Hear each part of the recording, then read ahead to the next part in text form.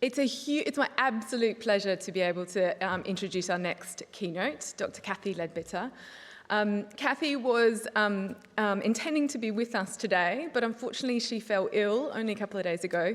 She's told me that she's been watching all of your amazing talks and presentations from her bed, and we're very grateful that she is still able to do her talk online for you. Kathy is a research fellow at the University of Manchester, where her research focuses on neurodiversity and doing research that makes a real difference to people's everyday lives. She is an emerging superstar in the field, so you're in for a real treat. This is a keynote, so we're not taking questions at the end of Kathy's talk. So if you want to submit questions via the app, please do, but please just address them to Kathy so that she might be able to respond to them when she gets a little bit better. But over to Kathy now, who's going to talk about moving towards neurodiversity, affirmative supports for autistic children and their families. Thank you.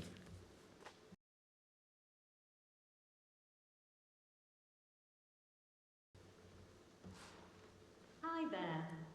Before I start, I just want to say a huge thank you to Sue, Sophie and all of the ITAKOM team for organising this magnificent conference. And thank you so much for inviting me to come and speak today. It's an absolute honour. Just a content warning that I am going to be talking about pathologising views of autism and the impact that these have. This is an important context to this talk, but I do appreciate that this can be quite difficult for some people to hear. Also, my slides contain photos, videos and audio footage of real-life people shared with consent for this presentation, but please do not reproduce or share them. Okay, so I'm going to start here, Manchester graffiti. Strange place to start this talk, I know. So I'm from Manchester, and for a long time graffiti has blighted the city. People were disgusted by the vandalism and subversiveness of it all. We don't want that on our walls. We like our walls to be uniform in red brick. The police battled against it, the council hired people to come and paint over it. Then, over the past 10 years or so, we started to see something change. People started to look differently at the graffiti. They started to accept it, like it even. They called it street art, and they stopped painting over it. Well, some of it at least. And this continued until the situation where we are today, where the city has allowed this art form to flourish, and our streets are covered in huge, beautiful murals, photographed and shared thousands of times on Instagram, guided tours organised to attract the tourists to see this cherished part of Manchester culture. Now, this is not a perfect metaphor for what I'm going to be talking about today, and it's not meant in that spirit.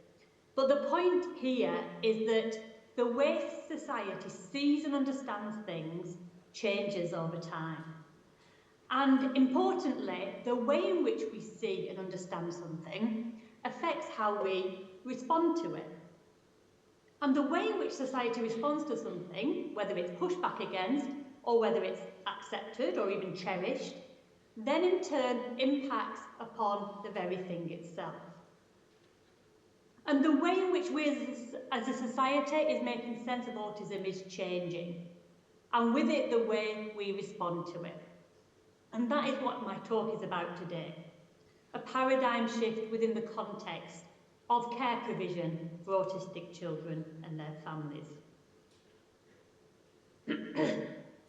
And unfortunately, we've inherited a culture, a way of thinking about and responding to autistic children that's not always been an entirely wonderful one. In fact, as a community of practitioners and researchers, wanting to help autistic children, coming from a good place, but we've often got things very wrong, and we're still getting things wrong today. And we need to own that. We need to be open about it, and I'm going to be owning my role in this today. So some of you will have heard me talk about Rory before. This is Rory when I started working with him as an autism interventionist when he was just 3. And this is Rory now, as you can see, he's a full-grown man. So I've been, around quite a long time, and I have made my fair share of mistakes along the way. And I have had to do a lot of learning and a lot of unlearning. And like many people, my thinking and my practice for a long time was influenced by the deficit model. So this is the culture that we've inherited. It's the dominant lens through which disability and neurodivergence is framed. It's pervasive, it's deep-rooted within our psyches, and it's part of our cultural conditioning. And it takes work to recognise it and challenge it. It's part of what's known as the medical model, although it's important to emphasise that it's not specific to medicine, but part of a broader paradigm involving societal attitudes, culture, science, and clinical practice. It's there lurking throughout care provision provided to autistic children and their families, whether that be in named intervention packages or whether that be the more day-to-day care that's provided by teachers, childcare workers, parents, speech and language therapists, so on and so on. And at its heart, it's about power and expertise and where this is situated. And it's been very much situated within the establishment, the professionals, the researchers, even with parents. And it's been thought that these are the right people to make decisions about autistic children's lives. This model frames autism and other forms of neurodivergence as disorder, pathology, deficit, and abnormality. So that there's something inherently wrong with autistic people, and that wrongness is situated within the person themselves. It's based on normative thinking. So normal is what's defined by the establishment, and normal is what is to be strived for. And the establishment decides what about a child is normal and what about a child is not normal and therefore needs to be addressed. And according to this model, our societal response is to intervene. We must do something. We must do something urgently. We must solve this puzzle that is autism. And the response has been to fix, prevent, reduce, modify. And when it comes to young children, it's often about trying to make their development and behaviour look more typical and less autistic. And our outcome measures have reflected that. We've thought that we've succeeded in our intervention if a child is assessed as being less autistic and more neurotypical. And, it's there in blatant ways. So here are some examples that I found from a very quick and easy scout about on the web. And we can see it blatantly on these websites: reversing autism, heal autism, cure autism, switch off autism symptoms.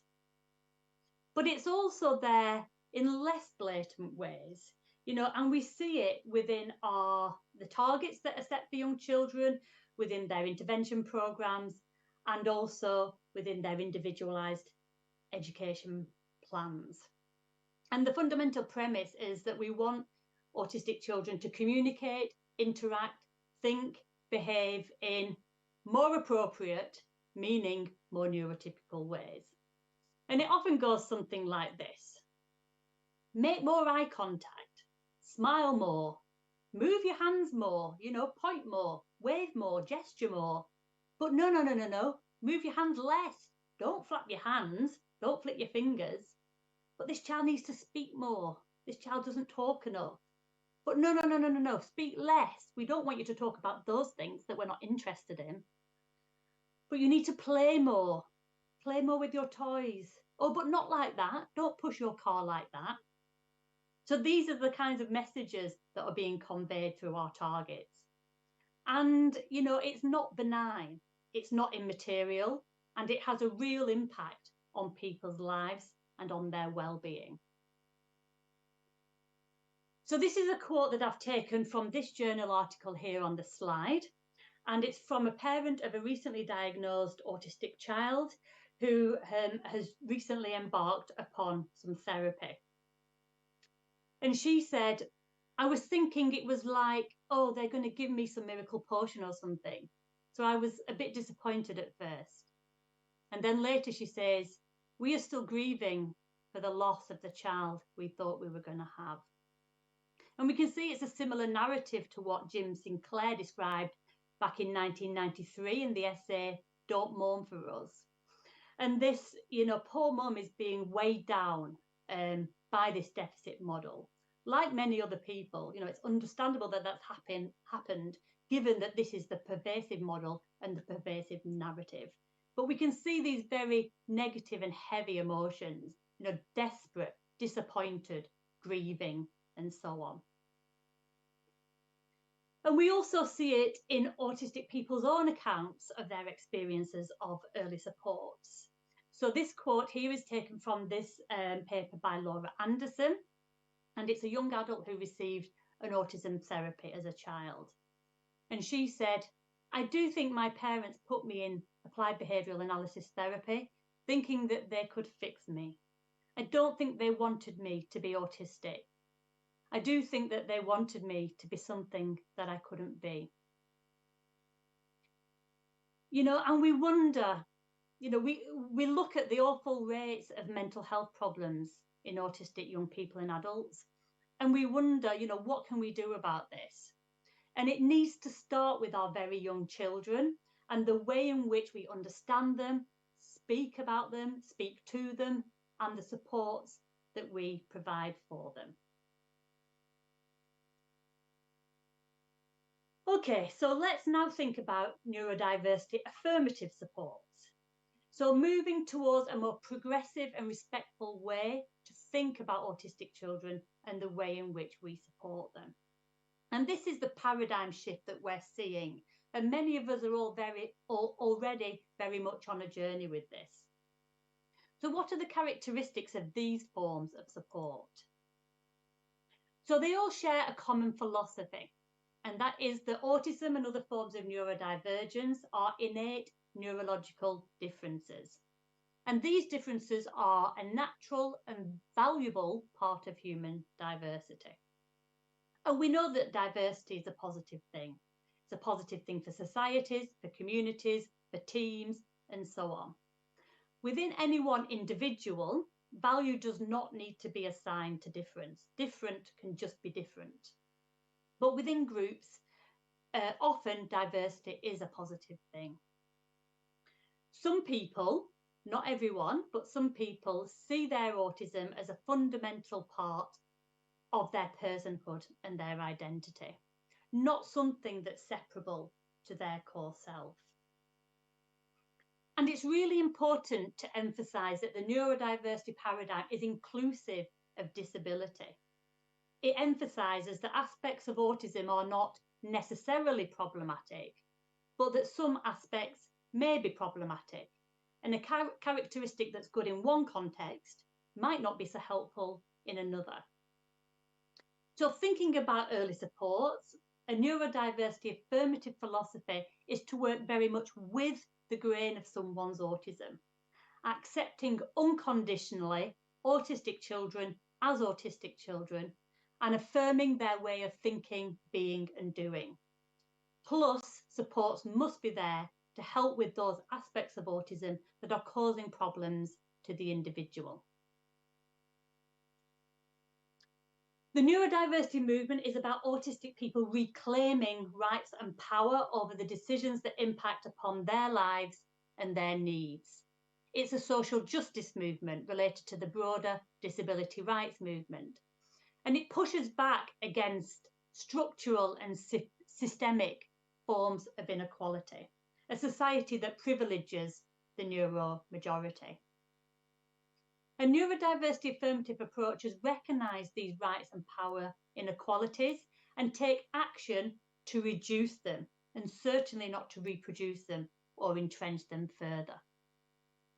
And this means constantly scrutinising our decision-making processes around early supports. Who is making these decisions? In whose interests are we acting? And it also means meaningful partnerships at all levels of the decision-making process when developing, evaluating and implementing early supports, with autistic needs, preferences and priorities at the centre. But when it comes to supports for young children, people often ask, yeah, but how can we know the views of young autistic children? And, they just don't know what's in their best interests. And it is true that children don't always know what's in their best interests. This is my daughter. She thought it was a good idea to scribble all over herself with a permanent marker. That's what adults are for. But non-autistic adults don't always know what's in the best interests of autistic children. They don't always know what's important to help an autistic child grow into a well-adjusted and happy autistic adult.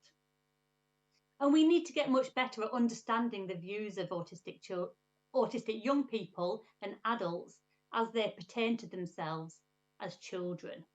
What enabled them to flourish and what got in the way of that? And also thinking around how we can ascertain their consent to our early supports in flexible and creative but meaningful ways. So deficit model approaches very much start with the child. And for a long time, our early supports have been focusing on the micro details of autistic children's development. Can they point? Can they switch their gaze between an object and a person's face, and so on? And I understand why. There are some skills that seem pivotal in a child's development of communication. And we know that communication is really important. But sometimes I think it's almost like we've lost sight of the bigger picture. And that is that the world is fundamentally not set up for autistic children. And that is what needs to change. I really like the argument made by Gert-Jan Vanaken in this paper here, shown on the slide. He argues that all children and families of all neurotypes are vulnerable and in need of support. But society is organised to provide that support to the neuro majority as standard. So childcare, schools, clubs, parenting courses, parenting books, and so on. And because of this de facto societal organisation, the vulnerability and support needs of the neuro majority are both easily met and taken for granted. But when it comes to autistic children and their families, much of this default societal provision is either irrelevant or inaccessible. And families are having to use up huge amounts of energy, time and money to fight for that basic provision that other families often just take for granted. And it's this situation that makes autistic children and their families particularly vulnerable. And what our early supports need to do is redress this imbalance to ensure that all this stuff that's available to neurotypical children is also there for autistic children, but in a relevant and accessible form. And an important way in which we can start to do this is by thinking about the goodness of fit between a child and their environment. And what I see as being of primary importance is the relational, social and emotional environment around that child. We know that early parent-child relationships are fundamental for later child functioning and well-being. We also know that parent well-being is closely linked to child well-being. So when a parent is struggling to understand autism, struggling to accept it, fighting back against it, this is going to impact upon their relationship with their child. And over time, it's going to impact negatively on the child themselves. And I believe that one of the most important roles of our early supports is to help parents to adjust to the realisation of their child's neurotype, if that's come as a surprise, and to develop understanding, insight, and a constructive philosophy around that. And this can serve to combat the effects of this deficit model culture and mindset and help them reach a place of equilibrium and acceptance. And once families get autism and are happy to go with the flow, they can do their best to adjust other aspects of the environment for that child to make the world an easier place to be. The physical environment, the sensory environment, social demands and pressures, and so on. And then in my mind, what comes next is parental attunement. So supporting the parent to understand their child's communication and interaction and to respond to it in a sensitive and attuned way. We know that communication is a two-way street, and we know now about the double empathy problem. That is that often non-autistic people struggle to understand and connect with autistic people. And a key role of our early supports is to help parents with this, to help them see the world from their child's perspective, to recognise their child's interests and way of communicating, and to adjust their interactions around that. And we at the University of Manchester have developed and evaluated supports very much focused around these aspects of the environmental goodness of fit. And of course, schools are also critically important when thinking about the environmental goodness of fit. And I know that there's lots of great talks here at ITAKOM on this very topic. So how do neurodiversity affirmative supports feel? So these quotes have been taken from a study that we're doing in Manchester, looking at how we can better support parents following their child's autism diagnosis. And we've tried to make that programme as neurodiversity affirmative as possible. And this is what some of the parents have told us. It feels fresh, really, like it was more tailored to more sort of modern ways. It was nice to have the opportunity in the group to discuss all of the positives, rather than everything just being negative.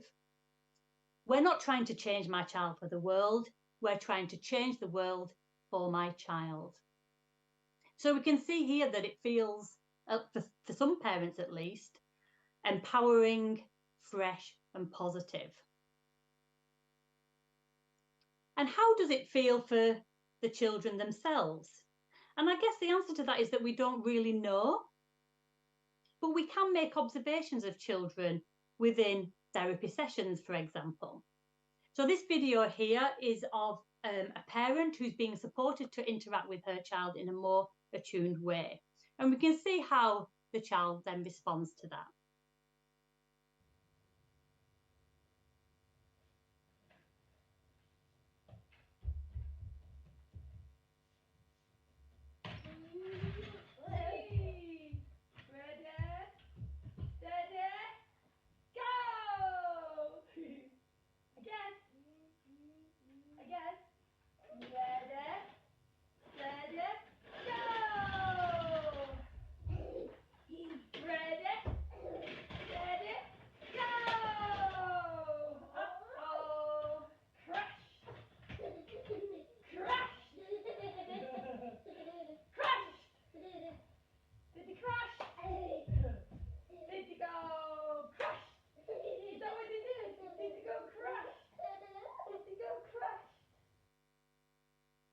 So the child seems to be happy enough within this interaction, and there does seem to be implied consent there to this interaction too. And I guess at the moment that's what we can work with. So what else should our neurodiversity affirmative supports be doing? So support should be there to address the characteristics that do cause distress to the individual, as I mentioned earlier. And as Martijn Dekker, autistic advocate, says, fix our problems, not us. And there are difficulties that can come with being autistic: sleep, anxiety, inertia, sensory overload, and so on. And there may also be things that a child does that can cause harm or risk to themselves or to others. Let's be frank about that. And there absolutely need to be timely and effective support to address these things. And these can also be delivered with a neurodiversity affirmative philosophy, working very much with the grain of someone's autism and focusing strongly on autonomy and the environmental goodness of fit. But life is not just about avoiding the bad. We want our autistic children to experience competence, happiness and joy. How can we as adults support children with this? Our early supports can help children, as soon as they're developmentally ready, to understand their neurotype and what that means for their identity in a constructive, positive and realistic way. And not necessarily in a superpower kind of way, but more in a you're autistic and that's okay kind of way. And there's some fabulous work going on in the UK at the moment that's linked to exactly this. And part of this might be, for some children, about connection with like-minded peers and building meaningful friendships in a way that's focused on them being who they are and not masking aspects of their autism. And for others, it might mean connection with others around shared interests. And we know that these things can really boost self-esteem and protect against minority stress.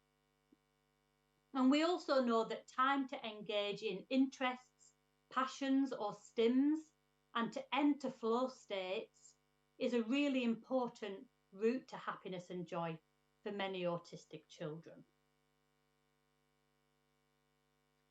So how do these kinds of supports feel to young people? Well, I've got one example here, and that's from Spectrum Gaming, which is an online community for autistic children, autistic young people, that's very much centred around friendships, self-acceptance and advocacy. And let's hear from those young people themselves.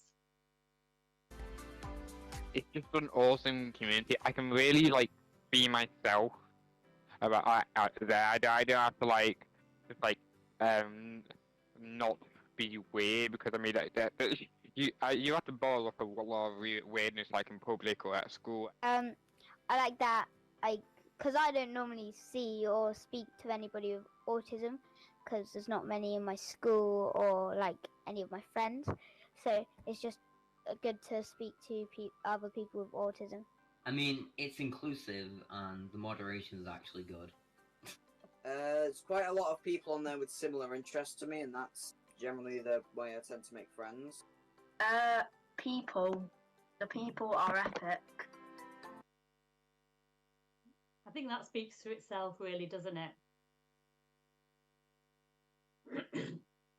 So we need our supports for autistic children to be neurodiversity affirmative. I think I've made my case for that today. But we also need our support to be evidence-based. Now, I don't have a lot of time today to go into evidence-based practice, but I do want to make a couple of points. And the first is that there is a tension in this space, and that is that building an evidence base takes time. It's quite a slow process. And translating evidence into practice is also a slow process. And therefore, the interventions with better evidence bases were often developed quite a while ago and might not therefore meet our full criteria for being fully neurodiversity affirmative. For example, they may not have been developed with or by autistic people, or some of the language within intervention descriptions might not be fully up to date. In fact, I don't think we've actually got any support for autistic children at the moment that are both entirely neurodiversity affirmative and fully evidence-based. And the problem is that in many places of the world, including often here in the UK, there is no care that's provided. And in some places, the deficit model rages even more strongly than it does here in the UK. And neurodiversity affirmative support does not mean anything to people. And the risk here is that autistic children might go very much misunderstood or treated in very much the wrong way. And for these very pragmatic reasons, I would argue that sometimes we need to make decisions about whether a support is evidence-based enough and neurodiversity-affirmative enough? Paying close attention, of course, to ethics and doing no harm, but to make these pragmatic decisions whilst we're building up our toolkit of supports and our evidence base. Another complexity in our research surrounds the outcome measures that we use. And I'm going to use as an example paediatric autism communication therapy, just because I'm part of the team who's evaluated this therapy over the last 15 years or so. Now, PACT targets the social environment around the child. In PACT, therapists work with parents using videos of parent-child interaction, similar to the one that we've just seen, and they support parents to observe and understand their child's communication and to respond to it in a way that goes with the child's attention and interests, and that is sensitive to the child's pace, level, and style of interaction. And I believe that PACT is, in many ways, consistent with a neurodiversity-affirmative approach. But I'm going to let my colleague Amanda Haydock, who's a PACT therapist and also an autistic woman, convince you of that. PACT works because through it we're supporting autistic children's autonomy, the ability to act on their own free will, unconstrained by neurotypical expectations. We're building confidence and increasing their ability to self-advocate. We're supporting autistic children's relatedness, the ability to connect with others and have rich and meaningful relationships where they feel fully seen and heard. And we're supporting autistic children's competence, the ability to communicate with confidence and put themselves out into the world exactly as they are. PACT works. But the research outcomes that we've used within our studies into PACT have not always seemed very neurodiversity affirmative. And this is because we've used measures of autism symptomatology, and that is measures of observable autism characteristics as a way of gauging whether or not the therapy is effective. So you can see that reflected in the title of one of our papers and in this news headline reporting on the study. And this has understandably brought scrutiny and criticism from the community. And it's important for me to say that such scrutiny is really important and very much welcomed, even if it can sometimes be uncomfortable. And the view has been that PACT is trying to make children less autistic, or that PACT is trying to teach children to mask their autism. And both of these aims do not seem very consistent with a neurodiversity affirmative approach. There is a different viewpoint though, and that is this: that PACT aims to make the interpersonal environment around the child more attuned and adapted to the child's needs. And if this continues throughout the child's life and across the child's development, the child gains plenty of experience of feeling connected, understood, and accepted. And they may internalize and generalize this experience and become more socially engaged, more motivated to engage with others, feeling more comfortable in interactions and finding enjoyment in them. And they may also show fewer manifestations of stress, so things like anxiety-related repetitive or sensory behaviours. Now, these are some of the things that are measured by assessments of autism characteristics, and therefore children's scores might change on these assessments. So it may therefore be that children appear less autistic on these assessments. So whilst the therapy is not trying to make someone less autistic, its consequences may be that someone presents, in some ways at least, as less autistic. And this explanation would be consistent with a neurodiversity affirmative approach. It's consistent with the stance that disability and autism occurs through a mismatch between the child and their environment, and that addressing that mismatch reduces some of that disability. However, the communication of this is sometimes sometimes not been done as well as it could be. And also the media reporting of this is often blunt and sensationalised, which really doesn't help either. But that said, it may very well be that these are not the right outcomes for us to be using, because they do certainly send the wrong message. And we need better communication tools that capture positive changes in a child's communication and well-being that come from a better environmental goodness of fit, both as they're observed externally, but also as they're experienced by the individual child. Now, I started my talk today talking about Manchester street art, and that's where I'm going to sign off. And its messaging is surprisingly and wonderfully on point for this talk. So invest in the children. They are our future. Our autistic children of today are the autistic adults of the future. We need to take a long view, see the bigger picture, and ensure that our supports do no harm, and instead help children to grow up to be themselves and to be proud of who they are. Proud to deviate. The starting point for our early supports needs to be acceptance and valuing autistic children's differences, rather than trying to erase, reduce, or modify them. You are a catalyst for change. Many of us are part of this paradigm shift and are on a journey towards neurodiversity-affirmative thinking and practice.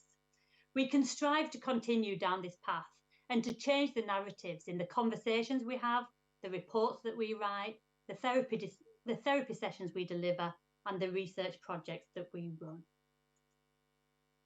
No fear. Let's try and be courageous in this. Let's keep talking, learning and unlearning. And let's celebrate the progress that has already been made, as exemplified by this wonderful conference today. Thank you so much for listening, and I really hope you enjoy the rest of ITAKOM.